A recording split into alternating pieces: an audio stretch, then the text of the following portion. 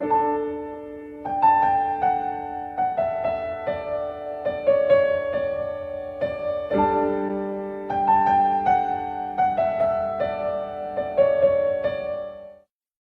ladies and gentlemen, my name is Dan, the voice behind ThatKaitoDan, and welcome to my review for RWBY Volume 7 Episode 6, A Night Off. Before we begin though, massive apologies for this review dropping late. I know I already said this might happen while I'm on my trip in England with everything going on here, but I still feel bad about not getting a video out when I usually do. Hopefully everything will be okay moving forward, but for now, please make sure to watch the episode first through roosterteeth.com to support the show and avoid spoilers. And please check out my reaction to the previous episode. Links in the description down below and the card above. Jumping right into things now with the viewer comments from the last episode review, beginning with Sinead McDevitt, who noted how Yang and Blake's flawless teamwork counters the work, not friends mentality of the Aesops that they claim is a hindrance to productivity. Then we move on to Angelic Slayer, who like to see Weiss and Jean bond over their interesting parallels at play with regarding Winter and Freya, and Pyrrha and Amber. And then, finally, on the note of Pyrrha, we have Diana Rendon, pretty much summing up the fandom's feelings whenever a particular word gets brought up. Remember to leave your thoughts on this latest episode in the comments down below, and tune in next week to see if it gets featured in the next review. So, last week's episode closed off the first act of Volume 7 with a double whammy of charming positive moments and harrowing negative dread. The Winter Maiden element made its mark in a big way, and we finally got introduced to Robin Hill, just in time for her election rival, Jacques, to spark riots in the streets. As one quality act closes, our attention turns forward to what hopes to be a strong Act 2. But was that the case? Or was this a night to remember for all the wrong reasons? Let's find out. We open with the day after the riots in Mantle. Jacques' closing down of the SDC operations having caused a massive stir amongst the people the night before. Not a great night for those affected, and not a good start to the day for Robin, with many of her supporters being arrested for the riots. She, of course, understands their frustrations, but hopes that they can direct their anger towards voting for her over the man responsible for their suffering. Clearly, the election coming down to just those two, even with two under-candidates in the running. Meanwhile, Team RWBY and company are putting their semblances through some intense training. Blake testing out her clone-making speed versus Yang, Weiss getting a rare victory over her sister thanks to a clever use of her tiny knight that we saw back when she was a captive of Raven, and Nora using her charged up hammer swings versus John's increased aura defenses and recovery. The blonde lad now able to take stronger hits and recover his aura to full in rapid time, which is pretty damn impressive. Though I am still curious about Vine's advice from the last episode about him extending his aura. And now I want to know just how fast Jean can recover his aura after it's broken. We also see RWBY pull off her tri-split pedal burst move that we haven't seen for a while. True, we did see it in the volume premiere, but after that, I think we last saw it in the volume 4 character short. It is a rarity in RWBY's moveset, especially because she doesn't really think about her moves mid-semblance that much. Makes sense given what we know about RWBY in the past, but at least she's trying to remedy that issue in her hopes of trying to reach her true potential that Harry had hinted to in the previous episodes. The gang's training then gets interrupted by Ironwood and Clover's arrival, and their praise soon turns towards the discussion of the likelihood that Robin is set to win the election. While the prospect of working with Robin is a bit of a headache for Ironwood, the kids advise that it is best for him to try and talk things out with Robin, to clear his name of the murders of her supporters, and perhaps build a unity that can better both their causes. Any further discussion though is soon shelved when Ren comes in asking about new missions, and to their surprise, the kids are given the night off. Ironwood wants them rested and ready for whatever happens following the election, so they're free to do whatever they want.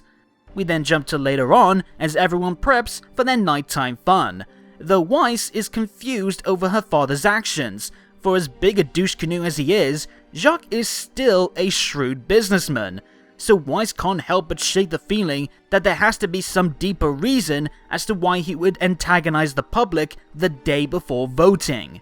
As for everyone's evening plans, Blake and Yang are going to dance the night away with Team Funky, RWBY is joining Ren and Nora to go to Robin's election party, and Weiss, not wanting to be the third wheel in the teammates' goofy dance date, and not relishing turning up at an event full of people who's not exactly fond of anyone named Schnee, decides to go with Jean and Oscar to the movies.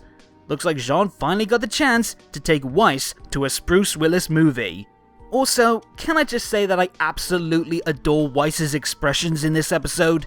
She looked adorable after beating Winter, and her glum look here is just absolutely priceless.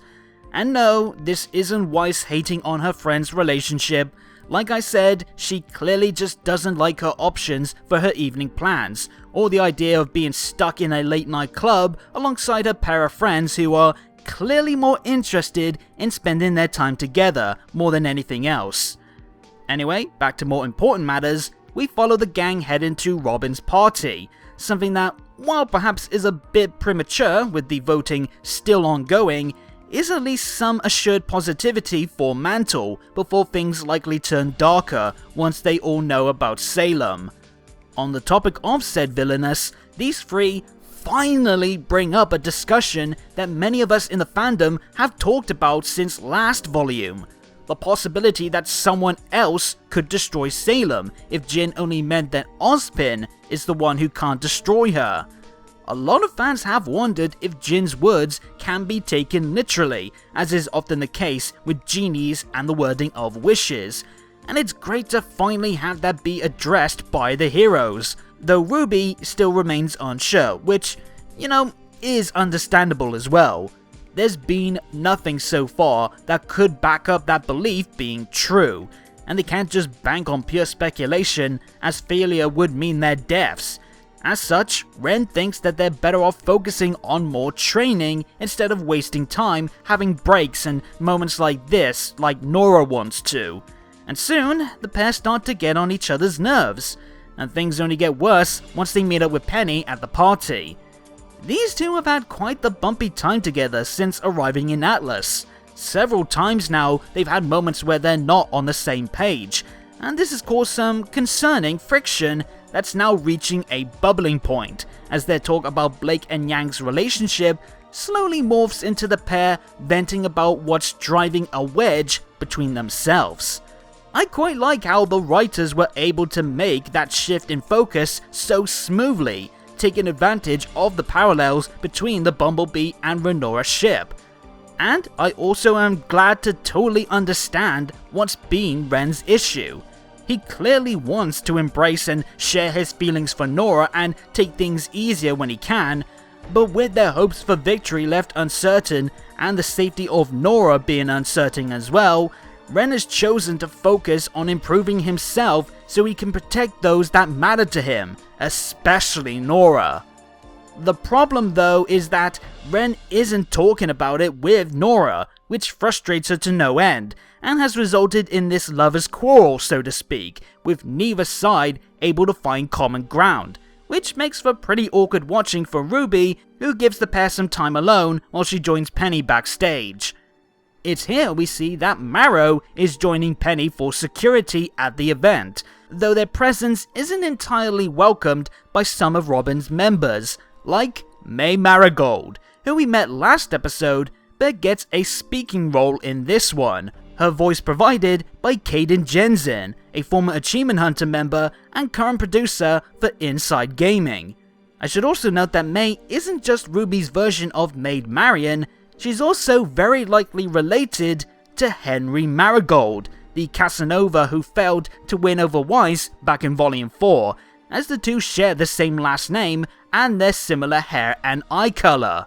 We also hear the other Happy Huntress member, Joanna Greenleaf, who is voiced by Marissa Lenti, who has previously provided additional casting directing for RWBY at ThatKaitoDan Studios, and as a performer, she has played the likes of Sadie from One Piece, Libra from Fairy Tail, and Mose from Borderlands 3.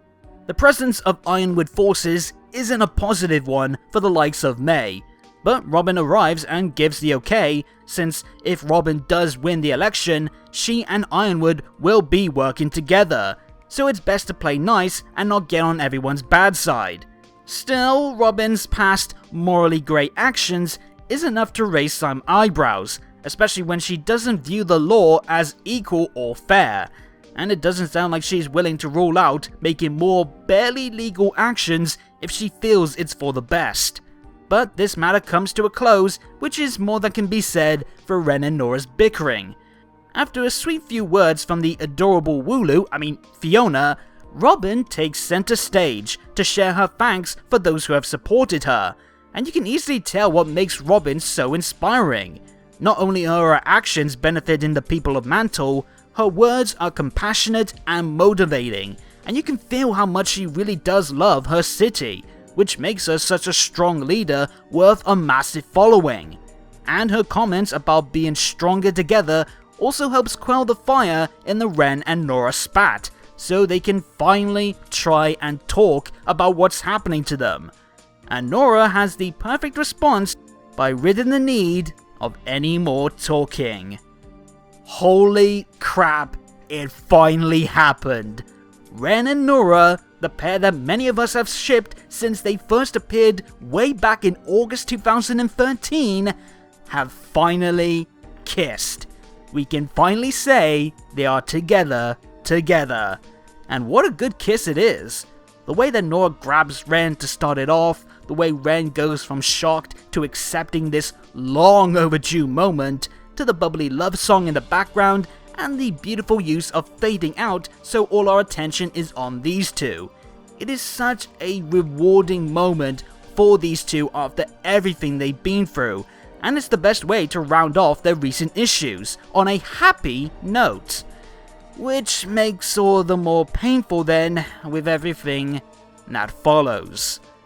We cut to parts unknown, where Watts is gearing up for some high-tech trouble.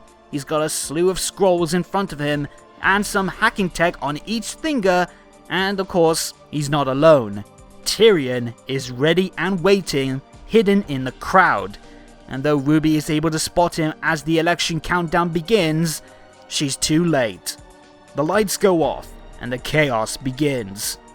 Tyrion goes wild, slicing his way through several people, viciously cutting and stabbing anyone he so chooses, and even when Penny spots him with her night vision, the madman manages to vanish amongst the panicking audience.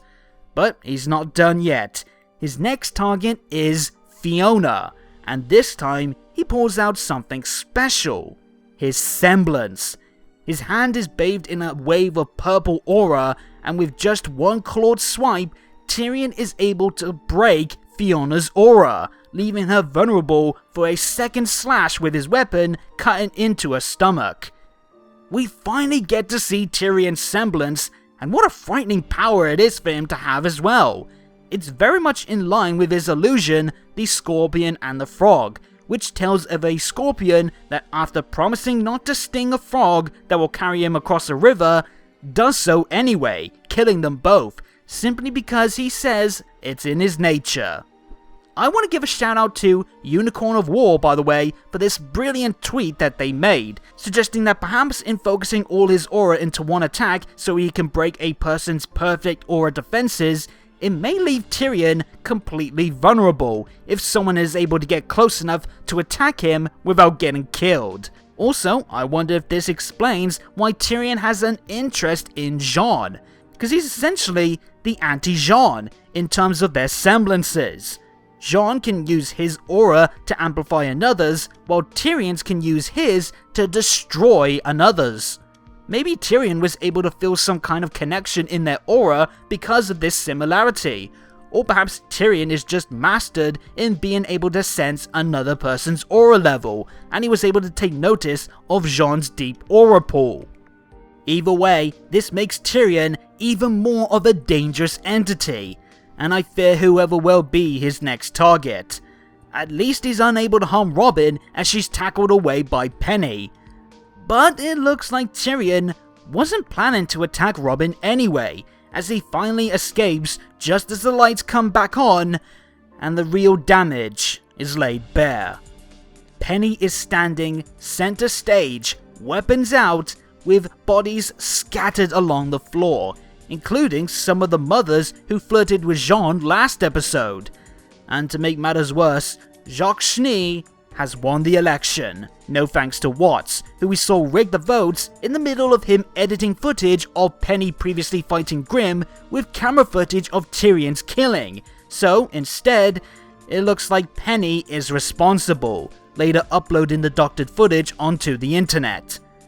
Hot damn, this is Fall 2.0. This is even the 6th episode of this volume, just like it was back in Volume 3 when Yang became the scapegoat of the villain's trickery.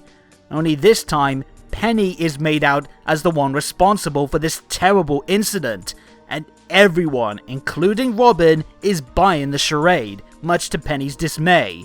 What began as a joyful celebration of Robin's clear-cut victory now looks like a planned massacre of those in defiance of Ironwood and Atlas, and things are about to get hostile as a result. Thankfully, Marrow is able to freeze the incoming mob so everyone can escape, and though he tries to plead their innocence, it's clearly falling on deaf ears. Now, before we carry on, let's address a few conflicting topics that some viewers have raised about this scene. Some have asked how no one was able to see Penny when she had her lights on, to which I'd argue those lights don't even look close to being bright enough for someone to make head or tail of what she's doing, let alone who she's aiming at, and while there's a huge crowd trying to break out of this building. Secondly, those saying that Penny's blades should have blood on them if she was the one responsible, while that is true, we have had instances in the past where blood wasn't seen on a weapon, like when Salem stabbed herself, plus Penny retracted her blade soon after the accusations began, and it's clear that any efforts to defend herself wasn't even going to be heard. Then let's talk about Marrow. A lot of people have said that Marrow should have been able to see Tyrion since he's a Faunus. However, it should be noted that in Volume 1, Pyrrhus said that most Faunus have night vision, not all of them, and it could be possible that Marrow not having it was hinted earlier this volume, with him requesting Blake to scope out the dark place behind the mine cave-in, if it wasn't also due to her smaller frame. But let's look at things on the other side of the coin. Anyone else find it odd that we didn't see Marrow at all during this period where the lights were off? We heard him call out to Penny and request backup, but we don't even see him try to fight back or try to find what's responsible. In fact, we only see him when he's down by the stage as the lights are about to come back on. If he does have night vision, how come he didn't spot Tyrion if he was this close by like Penny was? I don't want to raise alarm bells of Marrow possibly being a traitor, since we don't know all the details on what he was doing in the dark, and he did sound genuinely shaken up as he tried to plead innocence, but it is something that I can't help but take note of. Also, while still keeping to the Aesop side of things, on a side note, I find it interesting that in the 2 times that we've seen Ren alerted to something, it's in relation to the appearance of Clover. First when the gang got jumped by the Aesops in Mantle, and again in this episode before he came into the training room with Ironwood. I know I just said that there's reasons to be cautious over Marrow, but I'm not ruling out Clover from suspicion either. Either way, things don't look good for Penny, the poor girl looking like she's about to cry if she's able to, and it takes a few good seconds for her to finally follow Marrow's orders to head back to Atlas, clearly shaken up that her city, the place that she was so proud to be its protector of, is now in immense danger, and she's being blamed for it. As for the others, things go from bad to worse, as the public's negative emotions are attracting a swarm of Grimm, meaning this night off just got a lot busier as the episode comes to a haunting close. Well, After such a vibrant start, it sure did end with such a massive gut punch, huh? But let's lift our spirits with talking about the many positives that I have to share. To repeat an earlier one, the facial expression work in this episode knocked it out of the park. We've had two gems that I mentioned before from Weiss and Ruby's reactions to Ren and Nora's bickering, which was a real treat. But I also want to praise the wealth of emotion found in Robin's expressions. From her silent downward look as the voting grew closer towards the end, to everything that transpired from the attack, I instantly was able to understand every speck of emotion that Robin was feeling inside. And to do that in place of few to very little words is really impressive. Just this look alone screams so much anger and betrayal, making me already incredibly excited to see what payback Robin will seek. Also, I'm glad to see more work on semblances as we see the gang trying to strengthen their powers in some visually fun ways. Oscar also touching on his difficulty unlocking his semblance, I hope is also a sign that we'll see him unlock it soon enough. And we finally got to see Tyrion's semblance, which made his already twisted individual become even more dangerous. It's something that he has been kind of lacking, and it has helped him in rejuvenating his threat level, so it's a very striking moment for many reasons. And the entire villain attack was a powder keg of great suspense, pitch-perfect pacing, and some brilliant directing work, especially with Tyrion's fast-paced attacks. Sometimes it's not easy to make out such kinetic action in a dark setting, and still be visually sharp enough so the viewer doesn't get lost in what exactly is happening, but that was able to be rectified, and they did it so tremendously well in this episode. And I also dig how Watts' masterful hacking and video editing was shown off, with him swaying his hands like he's conducting a symphony, which gives the work of the Doctor that extra flair that you can't help but be entranced by. A mastermind at work who is clearly loving what he's doing.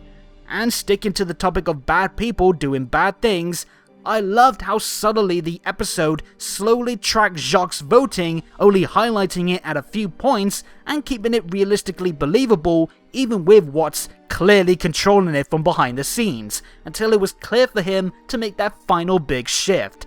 Nice bit of show, don't tell. Also, I am very excited to see when Weiss catches on about Jacques working in cahoots with the enemy, and I want her to blast her father for allowing such needless violence to happen just for his benefit. They seem to be laying the groundwork for this, with Weiss being the only one feeling that Jacques' recent actions are suspicious, and I think that would be an excellent platform for Weiss to finally overcome her father and rid him of his ability to pester her life and the lives of many.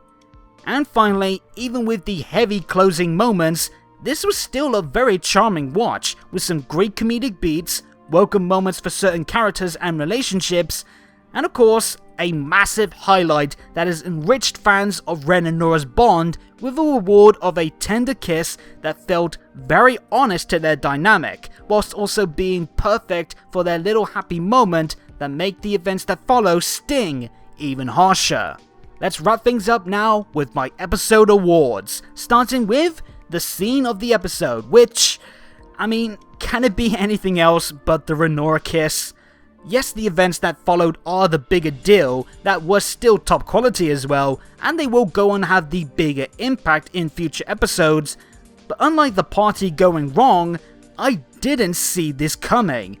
And also, as a fan of these two ever since they first appeared, this was a moment well worth the wait. As for character of the episode, I'm gonna give it to Marrow, as he really came into his own, holding his ground against the charismatic Robin, as well as breaking free from being the punching bag of the Aesops that he's kind of been stuck in since his arrival.